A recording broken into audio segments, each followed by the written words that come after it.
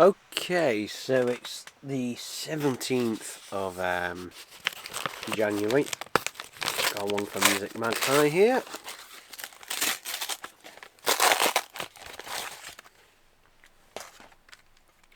So this was, I think this was £2.40 or something like that.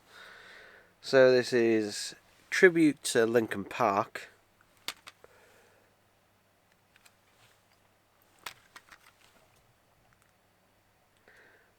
And yeah, I got this because one, it was the last one of this that they had, and I just happened to see it. Ooh, this booklet doesn't seem in the best nick, actually.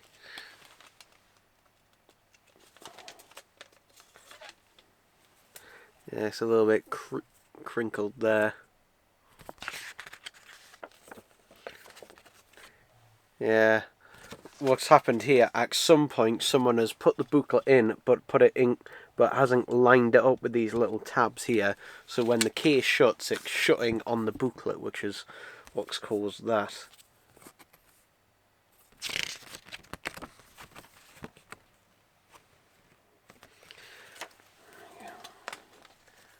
Slide it in.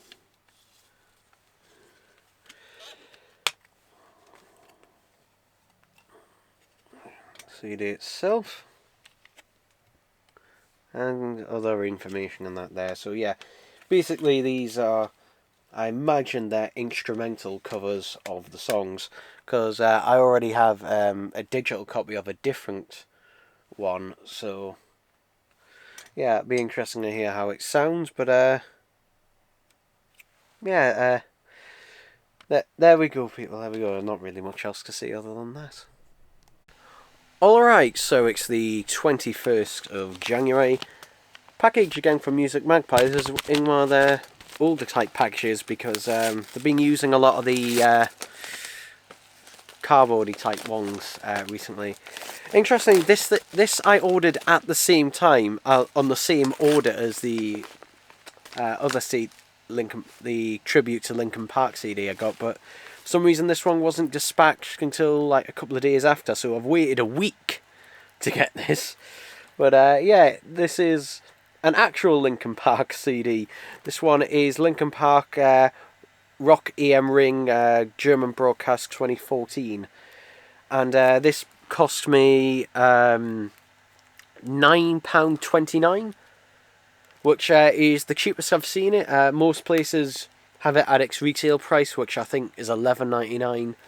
I know it is at HMV, and I think Amazon had it for £10.95.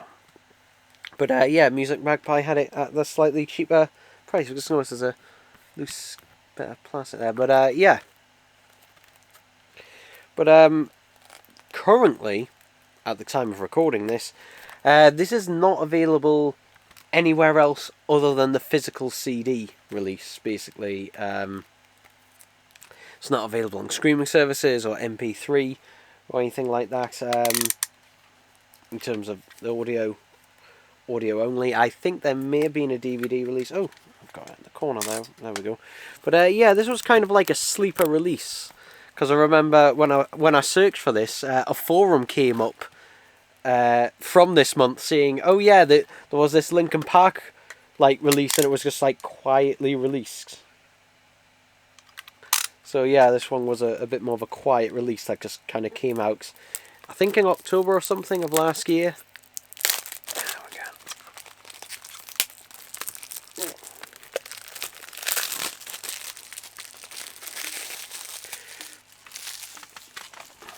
Put that in there. There we go.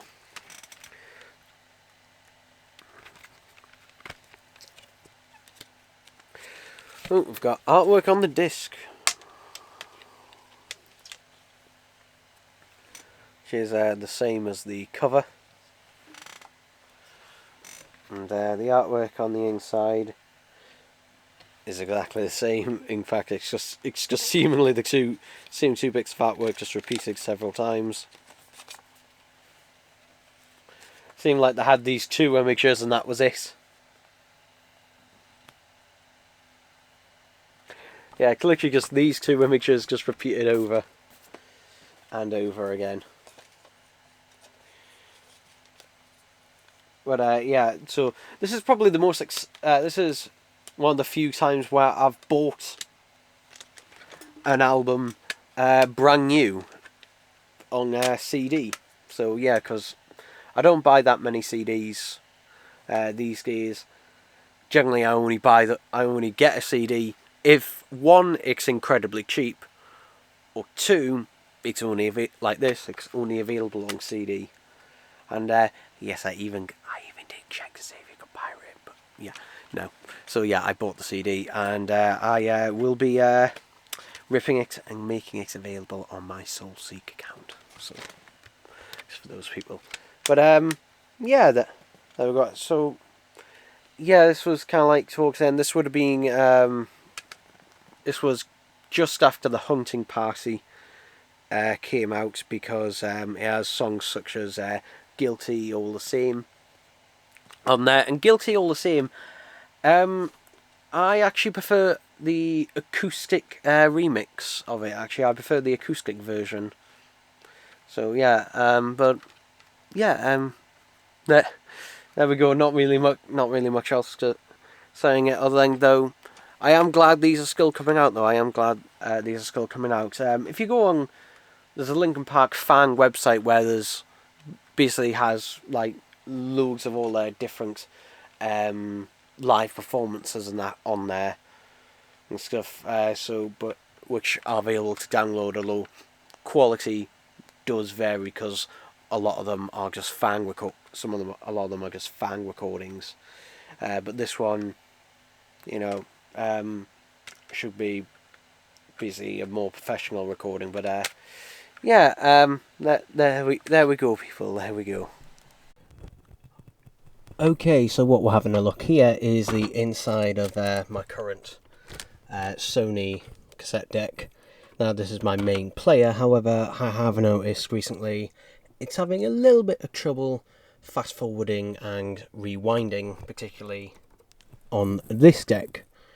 So yeah, and I don't know if you can see that, but if I move that out of the way, the belts aren't really that springy, particularly that one, which is getting a little bit loose. These ones aren't as bad, but they're still on their way out, so yeah, I've ordered some new belts and that for it, and thankfully, after having a look in there, thankfully it's not an absolute nightmare to take the belts out. In fact, I shouldn't even need to take the decks and that out. I should be able to just feed them through when they arrive, so yeah, there we go. Alright, so I forgot to film this, but I got some new belts for this deck, and I've just spent the last 15-20 minutes taking it apart and putting the new belts in, and here are the old ones. But yeah, I got some new belts for this for £9, and hopefully it should all work in that now. Now, it was working before, but it was having a bit of trouble with fast forwarding and rewinding. The belts were a little bit tricky to put on. Thankfully, I didn't need to take the full thing apart. Thankfully, I just basically only needed to take actually the top bit off and that. But put the tape in.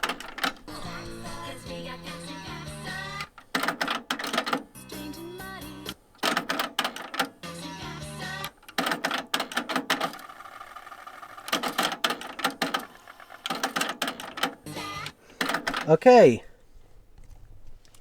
Yeah, it works, and also it sounds different as well, because before it was barely rewind. By that sound there, I can tell it's fast forwarding, rewinding properly. This is what I was playing, by the way, and that track was Scooby Snacks, yeah. But yeah, there we go, people. There we go. Okay, scratch that. You can actually have a look inside because I forgot to put back this ribbon cable on this mechanism here, so yeah, so I've had to take it all back apart and open it up, but if I just get my pen light, this will be a good opportunity to actually have a look at the mechanisms going. So yeah, here we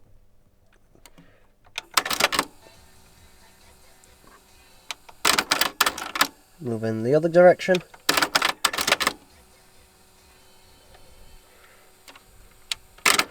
And this one, now nothing's happening because there's no tape in there, so let's put that tape in there.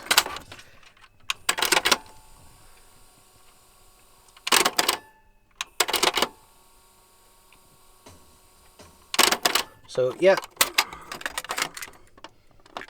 both of those mechanisms are now fully working, so time to put this back together for one last time. And yeah, now hopefully the belt should last, well, any amount of time, to be honest. The guy the supplier on eBay that I get these from is the same person I get all the belts and that for. For example, this Walkman was repaired with one of those, and I've been using this for good, like 3-4 years now, and it's perfectly fine. So yeah, they're good quality, plus it also means that they're the right size. You don't have to measure anything out, they will fit. So yeah, it saves hassle, but yeah, happy with that. Okay, so it's the 10th of February today, and it's a large box, but I'm gonna see this right now, the thing inside is not. But yeah, the packaged it properly though. They packaged it properly, and I've just covered up the sender's address. Put that knife down before I cut myself. So yeah, that's the size of what it is. So this cost me £26.50 with free postage, thankfully, and it is, if I can ever get it out, there we go. It's the Five Nights at Freddy's Arctic Ballora figure. Now, this is an interesting one because this, I don't think was announced. It just turned up on eBay. It turned up on a couple of UK eBay sellers, and they were selling it for £30, and the other one was selling it, I think, for £35. And yeah, interesting. It says just Funko's Special Edition, which is what they put on all the ones outside of the US. But anyway. So when this does come to the US, it's going to be a Walmart exclusive. But yeah, interestingly, also on the back it advertises the Freddy Frostbear, which is interesting because that was released quite a while ago. I think it was over a year ago that was released. So interesting, yeah. Were these meant to be part of the same wave or what? But yeah. Now normally I wouldn't pay that much for this, but I don't know whether this is actually getting a proper UK release or not. Because other websites and that, no actual like regular, websites that sell FNAF figures had this on there. So I decided, it may hurt me a bit later, but I might actually get it for. I basically paid, double of what its retail price would be, which would be £12.99 if it did come out in the UK. But yeah, it's a bit hit and miss. Like, for example, we never got the tie-dye Springtrap. We never got that, which is really interesting. We never got that one, but in the previous wave that we did, with the Shamrock Freddy and that, and the VR Freddy. So, yeah, a bit, with the UK, it's generally a bit, hit and miss on what ones we get. So yeah, and I checked Aussie Collectibles because they normally always get all of them, and they, to this day, still don't have this on there. So yeah. Anyway, there's a look at this. So yeah, it's from the AR game, which I think I've played a grand total of twice, maybe 3 times, and uninstalled it because yeah, I just found it. To be honest, I found it boring. I found it boring. And it didn't work the best either. I don't think any really AR games that work through your phone are brilliant. And yeah, it's just one of those things. Just got bored of it really, really quickly. But yeah, nice enough figure though, and it is always nice to see a translucent figure. And yeah, this is more worthy of a variant. This is more worthy of a variant than the tie-dye ones. Now, I've seen the next wave of figures, which I'm waiting for them to become available to pre-order in the UK. And yeah, but and I'll pre-order them. But yeah, there we go. Not really much else to say of that.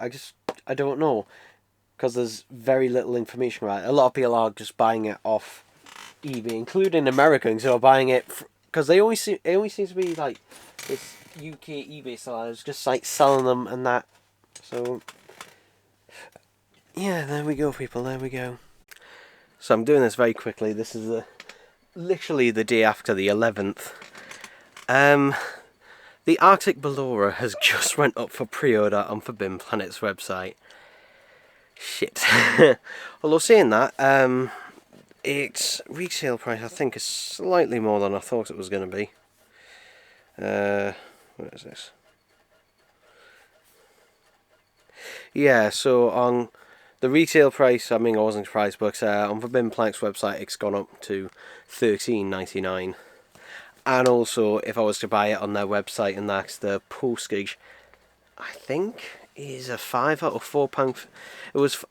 It was at one point £4.69, and I think it might have went up to a £5 now. So yeah, if I was ordering, I would have still got it cheaper, but not that much cheaper. But still, it's slightly annoying. I don't know if my local store would have got them or not, because sometimes they do, sometimes they don't. So it's annoying, but you know, it wasn't ridiculously. I paid more, but I didn't pay ridiculously more at least. So yeah. That's the thing though. I waited with this. I waited quite a while actually. I waited about 6 weeks or something like that. So yeah, and there was just no signs of it. So I was like, oh well. Because normally I do wait. I waited with that tie-dye Springtrap, and yeah, nothing came about with that. So meh, win some, lose some. But I did get sent this in the post today. Yeah, it's another red nose from Amazon. I don't know why they sent another. I checked my Amazon account and that as well, and yeah, they just sent another one.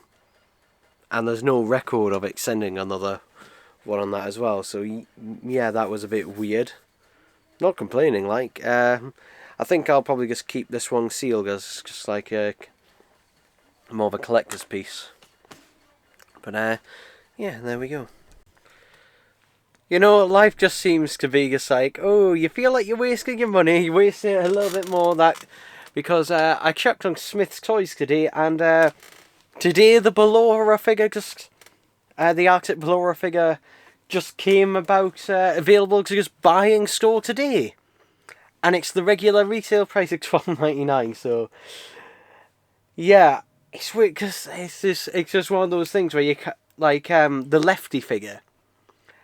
I waited over a year to get that figure, and I only got it when I noticed that it basically the next wave of figures had already came out in the UK, and there was no sign of a Lefty figure getting released in the UK, and also eBay prices were just starting to crop up for ones that people in the US were selling, and I ended up paying £30 for that to get that imported. And yeah, similar things have happened in the past, but yeah, it's just weird that it didn't even get like a proper pre-order thing. It just like boom, straight out there. So yeah, but hey, you know, oh, I got ripped off, but at least it's not a major amount. But yeah, the only reason normally I wouldn't be that fussed. The only reason I'm that fussed about it at the moment is basically because money is pretty tight at the minute. I know for people watching this channel, it's like, oh, how is that the case? But it is. And also a lot of the stuff I order is pre-ordered and that in advance. A lot of stuff. So yeah, it's irritating. But there we go. I can't really say anything else other than that,